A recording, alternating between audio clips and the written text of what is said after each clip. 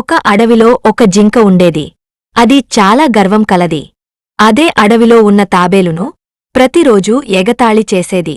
నువ్వొక రోజు నడిచే దూరం నేను 1 నిమిషంలో పరిగెత్తగలను. నువ్వు నెమ్మదిగా నడవడం కాదు. అసల పోటీనే కాదు.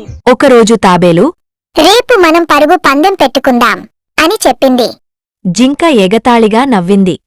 ఆ సాయంత్రం తాబేలు తన మిత్రులతో ప్లాన్ వేసింది. రేపు ఉదయం నాకు జింకతో పందెం. మీరు ఇప్పుడే బయలుదేరాలి. దారిలో ఒక్కొక్కరు ఒక్కో చోట ముందుగానే ఉండాలి.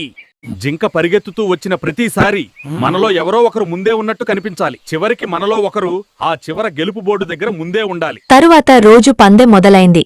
జింక ఎంత వేగంగా పరిగెత్తినా ముందే తాబేలు కనిపించింది. చివరికి గమ్యస్థానం చేరింది మాత్రం తాబేలు. అప్పుడు జింకకు అర్థమైంది, మనకంటే నెమ్మదిగా ఉన్నారని ఎవరినీ తక్కువగా చూడకూడదు. ఫ్రెండ్స్, కొత్త ఛానల్ ఇది. సబ్స్క్రైబ్ చేయండి, ఛానల్ ఎంకరేజ్ చేయండి.